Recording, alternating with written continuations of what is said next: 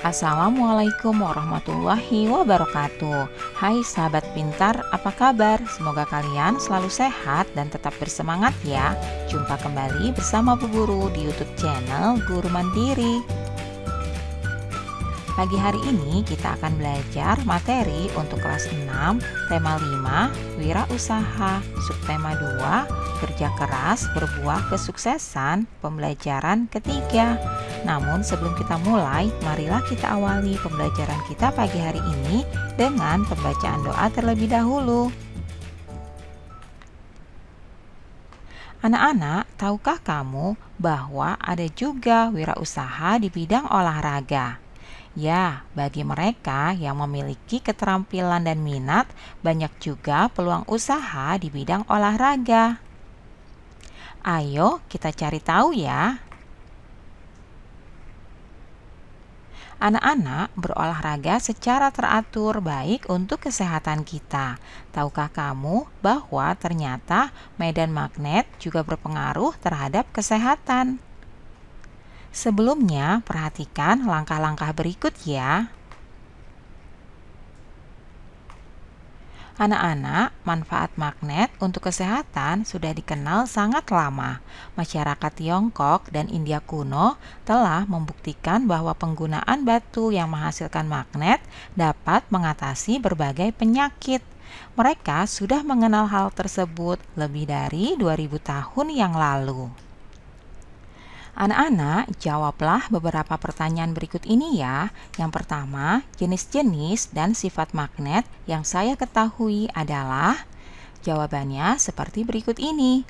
Berdasarkan sifat kemagnetannya, jenis bahan magnet secara umum terbagi menjadi dua, yaitu bahan magnetis dan bahan non-magnetis. Berikut ini adalah sifat-sifat magnet. Yang pertama, magnet hanya menarik benda tertentu yang ada di sekitarnya, terutama yang terbuat dari logam. Jadi, tidak semua jenis benda bisa ditarik oleh magnet meski berada dalam jangkauannya ya. Kemudian, gaya magnet dapat menembus benda. Sifat selanjutnya yaitu magnet mempunyai dua kutub, yakni kutub utara dan kutub selatan. Apabila kutub magnet yang sejenis didekatkan satu sama lain, kedua kutub akan saling tolak-menolak. Sebaliknya, kutub yang berlainan akan saling tarik-menarik. Selanjutnya, medan magnet akan membentuk gaya magnet. Medan magnet akan semakin rapat jika didekatkan dengan magnet. Dan yang terakhir, sifat kemagnetan dapat melemah atau hilang karena hal tertentu ya, seperti misalnya sering jatuh, terbakar, atau lainnya. Itulah jenis-jenis dan sifat magnet yang saya ketahui. Selanjutnya, contoh-contoh benda magnetis dan non-magnetis di dalam kelasku adalah berikut ini contoh benda magnetis, diantaranya penggaris besi, cutter, gunting, peniti, penjepit kertas, sabuk yang terbuat dari logam, dan gantungan kunci. Selanjutnya, ini adalah contoh benda non-magnetis. Di antaranya yaitu kursi dan meja yang terbuat dari kayu, kemudian spidol, pensil, penghapus, pulpen, dan juga penggaris plastik. Anak-anak, pada pertemuan sebelumnya kamu telah membuat peta pikiran tentang data diri. Kamu akan menggunakan data diri tersebut untuk membuat daftar riwayat hidup. Apakah kamu masih ingat pelajaran sebelumnya tentang daftar riwayat hidup?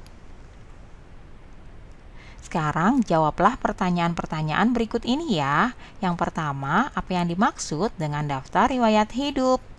Daftar riwayat hidup adalah lembaran kertas yang berisi gambaran diri seseorang yang meliputi identitas, riwayat pendidikan, serta pengalaman seseorang atau yang lainnya. Kemudian, apa tujuan kita membuat daftar riwayat hidup? Biasanya, daftar riwayat hidup digunakan untuk melamar pekerjaan, untuk mendaftar sekolah, ataupun untuk mendaftar menjadi anggota sebuah organisasi. Berikutnya, apa saja yang perlu dicantumkan dalam daftar riwayat hidup? Yang perlu dicantumkan adalah identitas diri, riwayat pendidikan, riwayat pekerjaan, dan juga keterangan lainnya. Anak-anak, berikut ini adalah petunjuk pengisian daftar riwayat hidup ya. Yang pertama, data pribadi.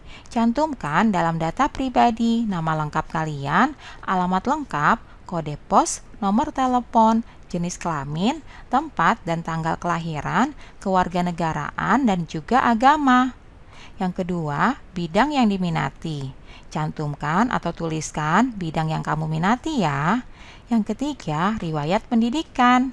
Tuliskan riwayat pendidikan yang pernah kamu tempuh, misalnya taman bermain, TKA, TKB, dan SD. Yang keempat, ekstrakurikuler dan juga kursus.